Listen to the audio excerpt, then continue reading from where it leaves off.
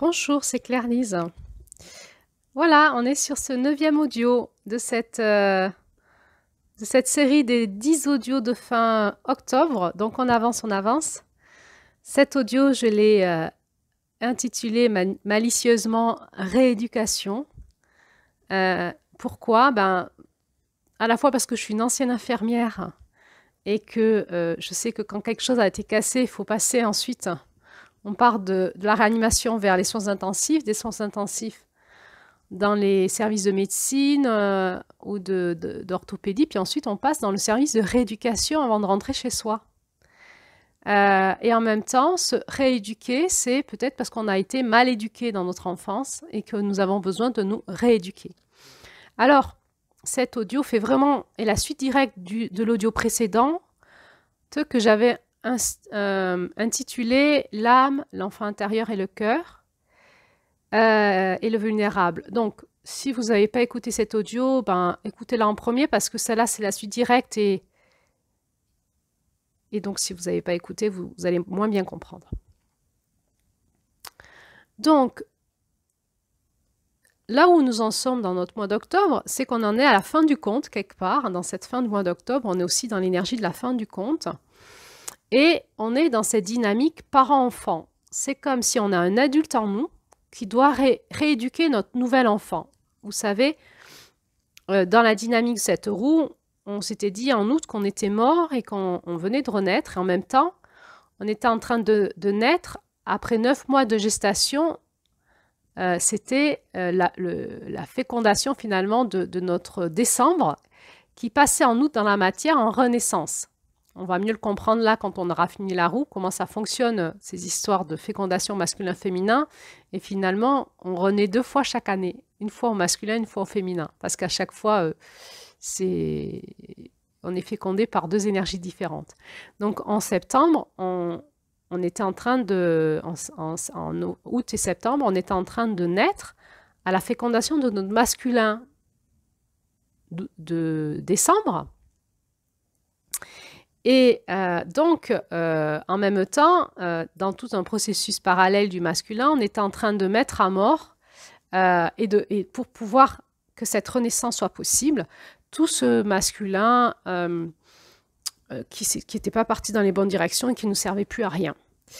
Donc, en août, on était rené quelque part, et en septembre, on avait accueilli ce bébé intérieur nouveau en nous.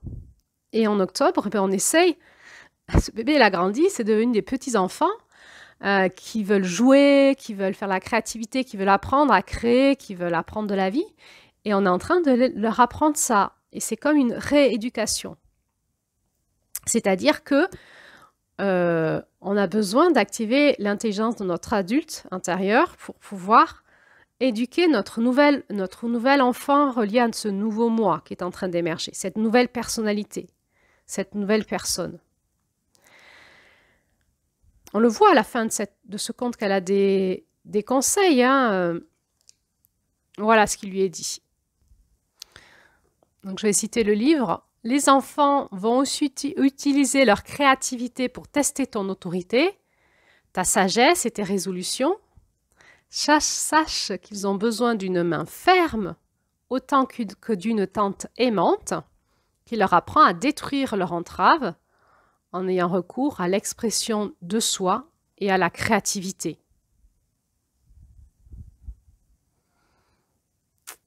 Il est dit plus loin, en les menant par ton amour jusqu'à l'âge adulte, tu vas créer des modèles d'expression de soi et des réseaux de créativité qui vont nous servir tout au long de notre marche sur Terre.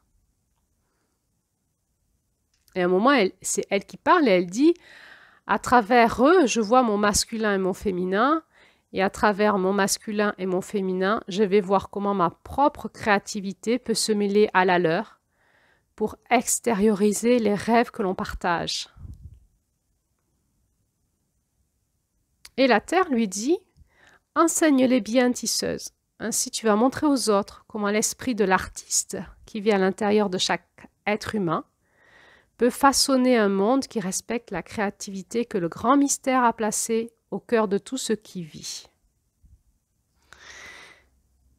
Et ce conte se finit par ces belles phrases. La gardienne de l'instinct de survie, la mère de clan, réalisa qu'elle avait créé ainsi une façon de transmettre la sagesse et l'amour qu'elle portait dans son oranda. Cette transmission survivrait à l'épreuve du temps, parce que la tisseuse avait entrelacé sa toile de création d'une façon qui permet de donner vie, longévité et pérennité à la concrétisation de ses rêves. On comprend que on bascule là dans les lunes de la sagesse, hein, on est fin octobre, on va basculer novembre, hein, la porte du Nord, première lune, novembre, la porte du Nord, ça va être les lunes de la sagesse du féminin sacré. Et on comprend que là, on a intérêt à bien se rééduquer pour continuer notre roue et passer à autre chose, quoi. Et qu'en fait, on est en train de réinformer nos programmes intérieurs de notre nouveau moi de demain. Donc, c'est important d'aller le réinformer avec les bons programmes, nos rêves intérieurs, notre conscience, et d'aller traquer en nous tout ce qui voudrait repartir dans les anciens programmes, dans l'ancien moi. Parce que, juste au niveau concret, si on repart de la tisseuse, c'est quoi qui s'est tissé en nous? C'est un réseau neuronal, neurologique, des neurones. Et donc, il va falloir qu'on pratique l'élagage neuronal. C'est quoi l'élagage neuronal? C'est quand nos neurones ne sont pas utilisés pendant un certain temps, et ben elles vont s'effondrer d'elles-mêmes. C'est pour ça qu'on oublie plein de choses, hein, tout le temps. Par exemple, moi, j'ai eu un bac scientifique. Je suis incapable de vous dire c'est quoi une équation. Je ne sais plus comment ça fonctionne. Parce que je ne l'ai pas utilisé depuis 25 ans, 30 ans, et voilà. Donc, il faudrait que je m'y remette, que je réapprenne, et puis ça reviendrait peut-être plus vite. Mais j'ai fait des élagages neuronaux, et c'est pareil au niveau de notre système de fonctionnement émotionnel, de pensée, de croyance. Si on ne l'alimente plus, il va s'effondrer de lui-même. Donc, comment on fait pour ne pas l'alimenter, ne plus l'alimenter?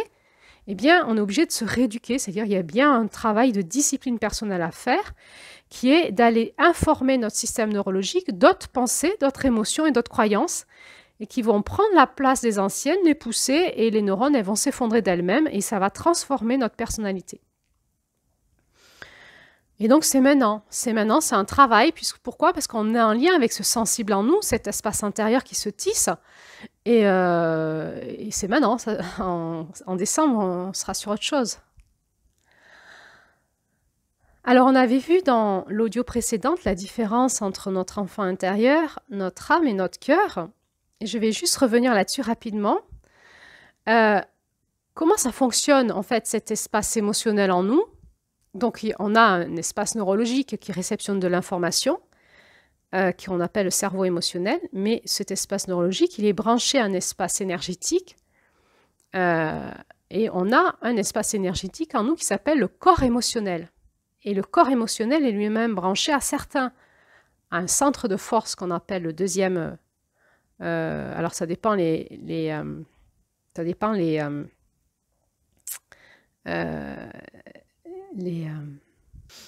cultures. Certains le mettent plutôt vers le deuxième centre de force, certains vers le troisième. Si nous revenons là dans ce schéma intérieur simple où on ne va pas se compliquer avec les guerres théoriques, quand nous revenons dans notre corps, en fait, notre corps émotionnel, il est quelque part en train de naviguer entre nos intestins, sous le nombril et au-dessus du nombril. On va dire ça comme ça, voyez. Et à cet espace-là, il y a tous les organes qui sont en lien avec nos espaces émotionnels.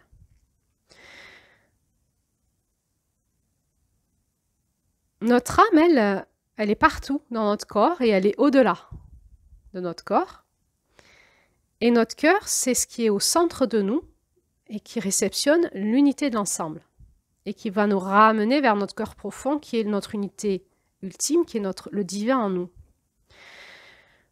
La difficulté, c'est que quand on s'écoute à l'intérieur de soi et qu'on, tout d'un coup, on se demande comment je me sens, comment je vais ce matin. Quand je me lève et que je me dis comment je vais ce matin et je me sens pas trac, pas bien.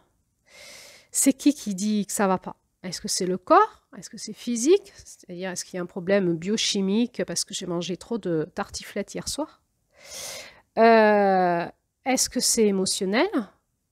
Est-ce qu'il y a des émotions qui poussent le couvercle et qui veulent ressurgir pour que je les évacue?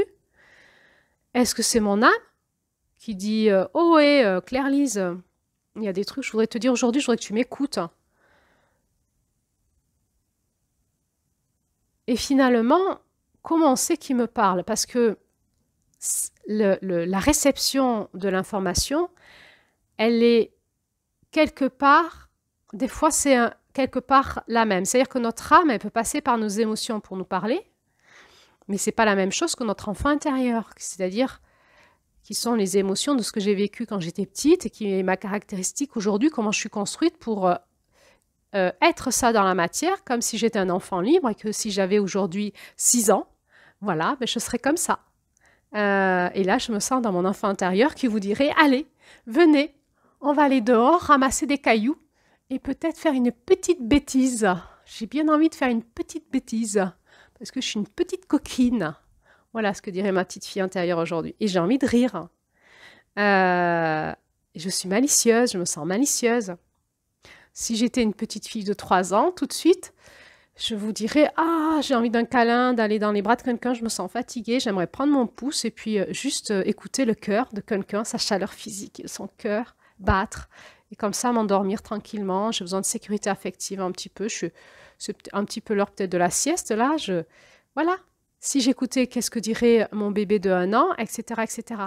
Donc, en permanence, je peux checker l'état de tous les âges de mes enfants intérieurs. Mais ça, c'est ma structure, comment j'ai été construite. Et du coup, c'est ma structure, c'est ma personnalité émotionnelle. Et mon âme, elle est au-delà de tout ça. Elle est aussi ça et au-delà de tout ça. Et mon âme, c'est quelque chose qui est libre dans cette structure, qui voudrait s'exprimer librement. Donc parfois, elle utilise cette structure, parfois elle va passer par le cœur, parfois elle va passer par les centres de la connaissance du haut, hein, les centres de force énergétique du haut, et elle utilise un peu tous les canaux, mon âme. Comment je fais la différence entre mon enfant intérieur, mon âme, et mon cœur, et le vulnérable en moi, du coup? Le vulnérable, le sensible, le féminin, l'espace du féminin. Eh bien, c'est pas la même densité, c'est pas la même qualité énergétique. Mon âme, elle vient me parler de quelque chose de beaucoup plus immensément grand et cosmique et de la nuit des temps, mais qui me définit profondément dans mon être profond, qui est profondément mon identité source. Ma petite fille intérieure, c'est ma partie, ma personnalité qui s'est programmée et qui a envie de se déprogrammer, de se reprogrammer d'une façon beaucoup plus libre dans ses émotions, avec ce corps-là, avec ces relations-là, dans cette vie-là. Et mon cœur profond, c'est la partie de moi qui veut finalement s'incarner sur Terre et pour m'habiter profondément sur tous les aspects de moi, qui soient les aspects vitaux, qui puissent relier à mon corps, les aspects vitaux, réflexes, vie, survie, mort-vie. Et là, si mon être profond peut retrouver et reprogrammer ces aspects vitaux, et bien mon corps va changer, que ce soit mes aspects émotionnels, donc mon enfant intérieur, et peut-être que mon cœur profond, mon être spirituel a vraiment envie de réinformer mon enfant intérieur pour que je sois encore plus porteuse d'une dynamique de joie, de liberté, de puissance dans mes émotions et de sans filtre, tout en ayant la conscience de l'adulte. Et puis mon être intérieur profond veut aussi réinformer mon âme de tout un tas de blessures d'âme pour la libérer, pour que je puisse être pleinement dans cette densité, dans mes corps vibratoires, dans mon corps énergétique, être porteur jusque dans mon corps physique, dans mon regard, dans l'énergie que je dégage, de cette densité, de cet être spirituel qui m'habite. Et quand tout ça est nettoyé, je peux être. Donc ce schéma, ce chemin qui me ramène vers mon être profond, je suis. Ce que je suis dans mon identité spirituelle profonde, on a 2 façons de le faire. Soit on part de notre cœur profond, on dynamise notre âme, on dynamise notre enfant intérieur et on dynamise notre cœur. Autrement dit, on dynamise notre espace ciel spirituel, on dynamise notre espace corps émotionnel et là-dedans, on dynamise aussi nos pensées qui sont la reliance entre l'espace spirituel et l'espace émotionnel, les pensées saines. Et du coup, on a une conscience spirituelle et ensuite on dynamise notre corps physique. Et puis, ben, je deviens celle que je suis. Ou alors on fait l'inverse. On peut aller écouter nos émotions et aller les libérer. Et c'est là où moi je vous propose des pratiques quotidiennes. Le matin, c'est d'aller nettoyer votre intériorité. Alors moi, je le fais tout simplement par la prière. Je fais des petits rituels de prière avec un petit autel, une petite bougie qui me ramène à cette flamme, hein, la bougie, la lumière, la conscience qui nettoie le feu, etc. Et je vais me mettre en prière et je vais aller parler à qui? À mon être spirituel, à mon Dieu divin, à moi, au fond de moi. Et je vais lui dire quoi? Je vais lui remettre comment je me sens aujourd'hui. Comment je me sens aujourd'hui? Je me sens comme ça, je me sens comme ça. Et je lui donne, je lui donne, je lui donne. C'est-à-dire que je renonce à l'attachement de ce qu'a construit mon ego avec les autres, dans le passé, dans le présent, ou qui pourrait avoir construit pour le futur. J'ai conscience que mon ego, c'est un faux maître. Et je vais laisser mon être divin reprendre les manettes. Et je lui donne. Et donc, à des moments, ben, c'est bizarre, je vais rentrer dans des émotions, j'ai l'impression d'être une petite fille, et je pleure, et je pleure, et je pleure. Et puis des fois, non, des fois je pleure pas, des fois j'ai pas d'émotion, des fois je suis plus dans travailler ma conscience, enfin, peu importe, suivant ce qui doit se travailler. Je vais vider ce qui m'encrase de l'intérieur, ce qui m'encrase dans mes corps émotionnels, ce qui m'encrase dans mon corps mental, et qui empêche, ce qui m'encrase dans mon âme, et qui empêche mon être divin d'être en lien avec moi. Et je vais lui donner. Je vais lui donner. Parce que mon être divin, c'est Dieu en moi, c'est ma divinité, c'est la partie de moi qui est excessivement puissante et qui sait tout gérer, malgré mon sentiment d'impuissance et de petitesse. Et petit à petit, je fais confiance à mon être divin de tout récupérer, de tout transformer, de tout nettoyer. Et à des moments, ben, je me sens profondément connectée à cet espace de moi pour, petit à petit, sentir que je le deviens. Ça veut dire quoi? Ça veut dire que je fais de la place quand je lui donne mes émotions. Des émotions qui sont encore engrammées dans quelques organes, dans quelques espaces de mon corps, de ma psyché, quand je lui donne mes croyances, quand je lui donne mes projections sur le futur, mais je lui donne aussi quoi? Tout ce que j'ai projeté dans la matière, ma maison, ma voiture, mon projet professionnel, mon identité professionnelle, ma place professionnelle, mon futur, je lui donne tout ça. Ça m'appartient plus. Ça appartient plus à mon petit moi. J'ai pas envie que mon petit moi continue à tisser cette toile de possession. J'ai envie de rentrer dans le processus d'abondance, que ce soit mon être spirituel qui co-crée avec la matière, mon être matière, mon futur. Parce que tous les objets sur lesquels je dis c'est à moi, je projette dessus une possession, une sensation de propriété et qui fait que ça va se syntoniser avec l'esprit de possession qui est en moi. Mon mari, mes enfants, je te connais comme si je t'avais fait. Ça, c'est terrible en fait. On a servi l'autre à notre moi en fait. Je redonne mon mari, je redonne mes enfants. Hein. Ce n'est plus à moi, au petit moi, c'est au soi, à l'universel, à l'unité, à l'amour inconditionnel. C'est à l'abondance, que ta volonté soit faite et non la mienne. Et puis petit à petit, on va sentir cette syntonisation en nous entre notre être spirituel et notre cerveau, nos émotions. Et on va le devenir dans nos émotions, on va le devenir dans notre psyché. C'est-à-dire, naturellement, nos pensées vont se réorienter vers l'impulsion que l'on donne de l'espace où on tisse. Si je tisse de mon être spirituel, je le deviens. Si je tisse des mémoires du passé de souffrance, je vais de nouveau tisser avec ça. C'est fini.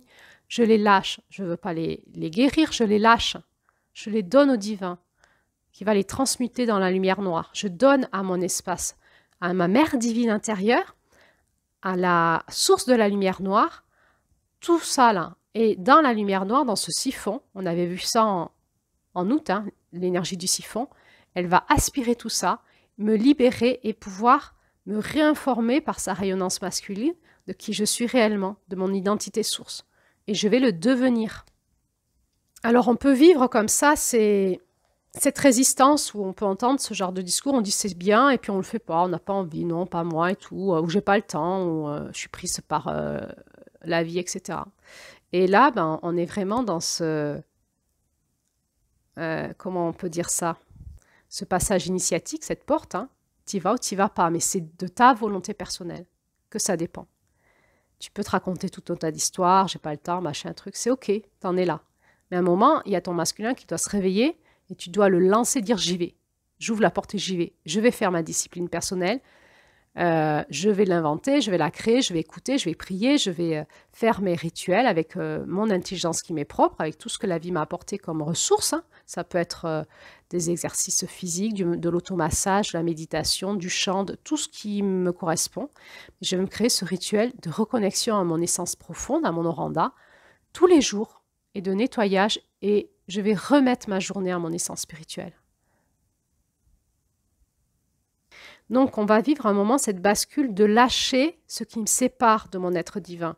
On s'est construit dans la séparation, dans toute cette illusion de séparation, et cet ego s'est construit là-dessus depuis Mars, depuis notre incarnation, où on se rend compte que c'est tellement dur d'être sur Terre séparé du divin. Mais en fait, non, maintenant, tout de suite, on peut se reconnecter. Et du coup, on doit lâcher toute cette structure. Alors, on va appeler ça, on va, dans l'espace spirituel, opposer notre personnalité à notre être, souvent, c'est ce qui se passe. Donc, notre être, c'est notre essence profonde, alimentée par notre oranda, par notre étincelle d'amour, de notre essence première, notre essence divine, notre divin.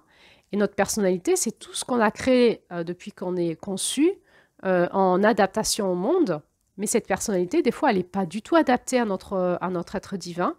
Et quand on renaît à nous-mêmes, bon, on la lâche petit à petit, on la détisse.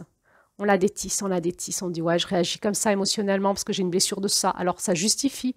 Oui, mais moi j'ai été une femme abusée sexuellement, donc je supporte pas quand les hommes me regardent comme ça.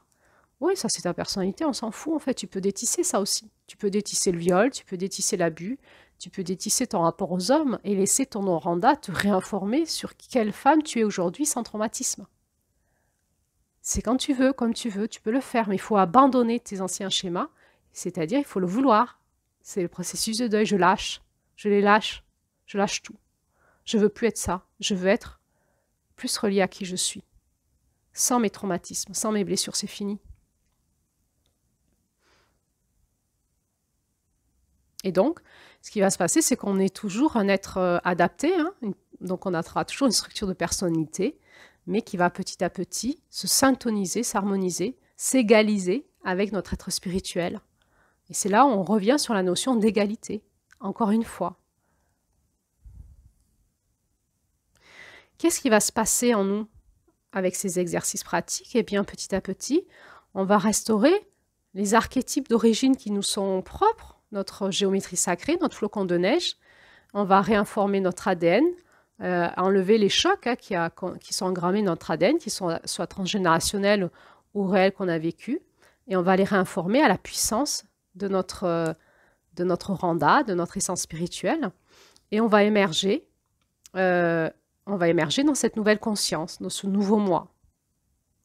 Et là, c'est parce qu'on a décidé de faire le passage, on a décidé d'être ces précurseurs qui construisent ce nouveau monde de paix et de conscience. Donc je veux tisser dans ma paix intérieure, dans les retrouvailles avec mon être profond. Et à ce moment-là, on ne va plus pouvoir faire comme avant. Alors, on va passer cette période un petit peu de chaos, là, un petit peu bizarre. On ne sait plus qui on est. On n'est plus comme avant et on ne sait pas qui on va devenir. Voilà, et on peut de nouveau à chaque fois se recaler sur nos rêves profonds, parce que ce qu'on va devenir, c'est nos rêves. C'est nos rêves, donc on peut, à chaque fois, on ne sait pas où ils sont, enfin, ils sont dans notre cœur, au plus profond de notre âme, engrammés dans notre oranda.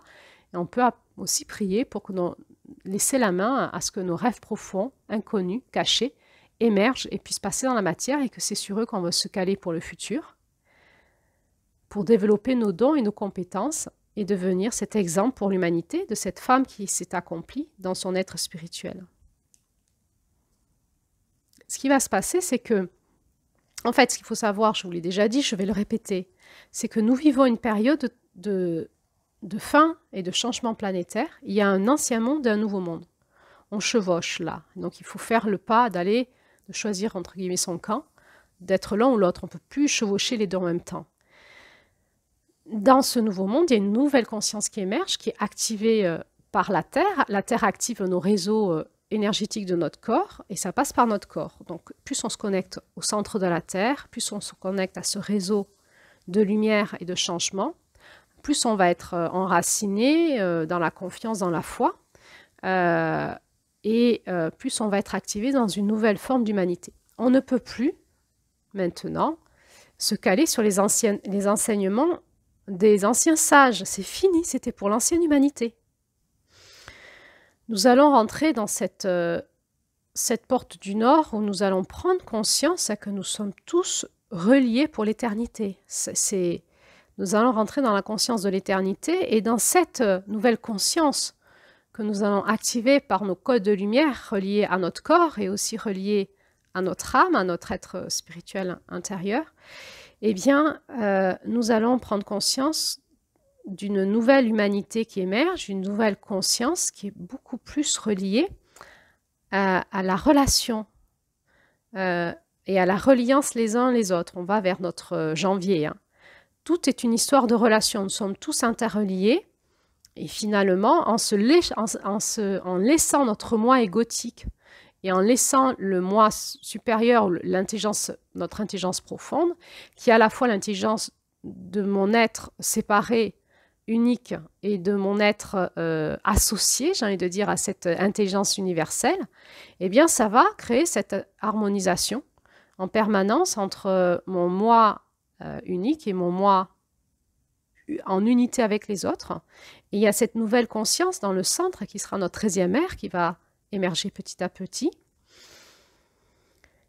On va réceptionner, plus on fait de la place dans notre corps, plus on nettoie nos champs émotionnels et nos pensées. En fait, il faut vraiment nettoyer notre corps pour qu'il puisse réceptionner ces informations. Parce que ces informations, elles montent en fréquence de lumière. Le taux vibratoire de la Terre a augmenté et augmente de manière exponentielle.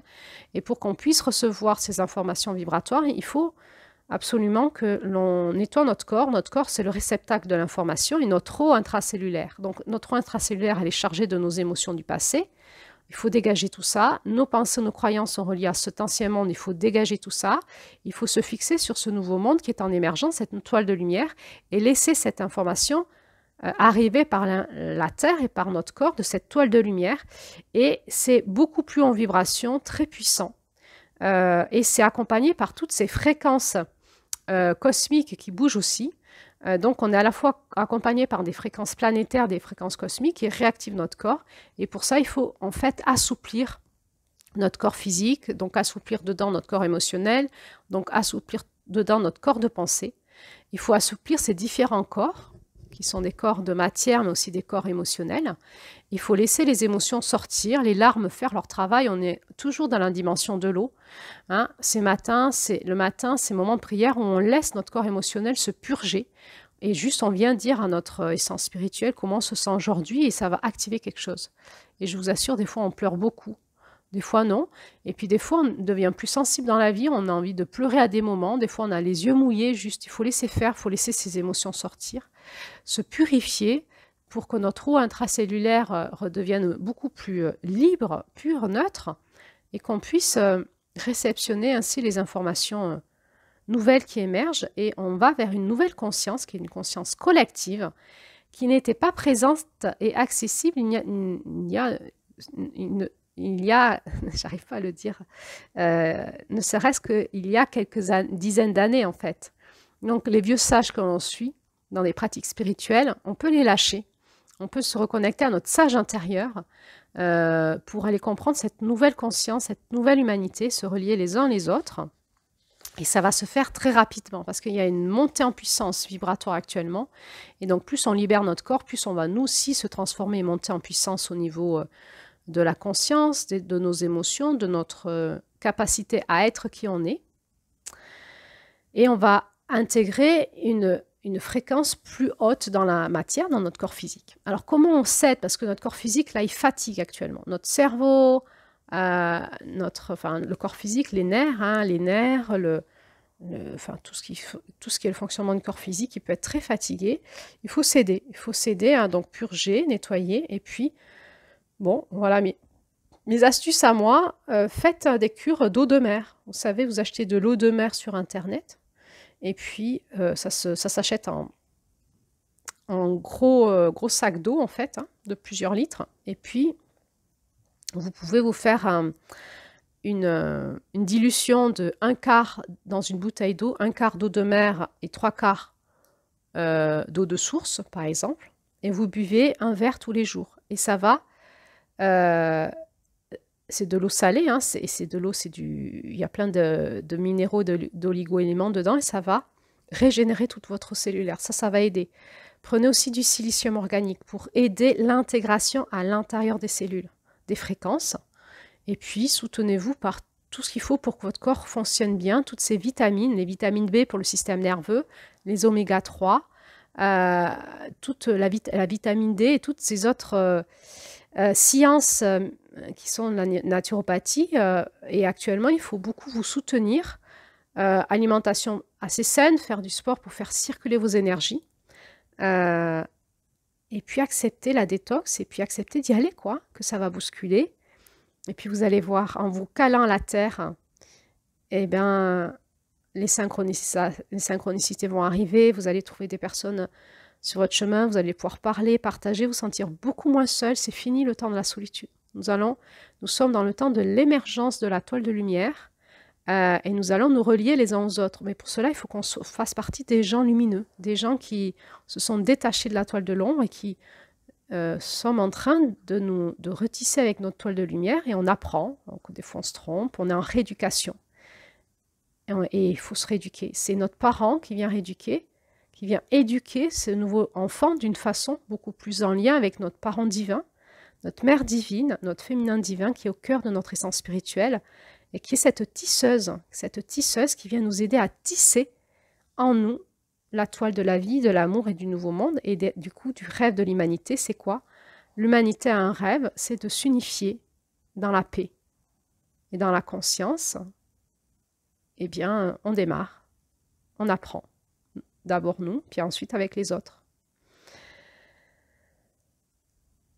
Voilà. Et puis on arrive à la fin de cette neuvième audio. Ça a été pour moi un vrai marathon de faire toutes ces audios fin octobre. C'était pas prévu par ma psyché. Ça s'est sorti. Ça a été un appel de la Terre. Donc j'ai relevé le défi et je me suis mis à sprinter par petites foulées pour pouvoir m'accompagner, vous accompagner dans ce passage de fin octobre. Je pense que pour vous aussi, ça a été un vrai marathon d'écouter, parce que c'est des audios qui sont quand même assez longues, j'en ai conscience, mais c'est comme ça que ça sort, j'arrive pas à réduire vraiment.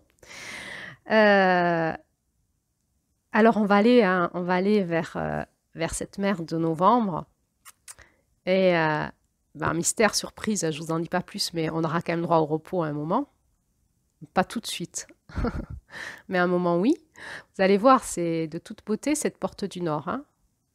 Et on va rebasculer donc vers janvier pour aller dans la sagesse du féminin divin en janvier. Alors il reste encore un audio, c'est demain. Demain, on va parler du coup de ce couple de décembre. Lapsus, oui, j'aimerais bien arriver déjà au couple de décembre parce qu'il est beau, le couple de décembre. Non, on va parler du couple d'octobre aujourd'hui. Alors, je vous dis à demain.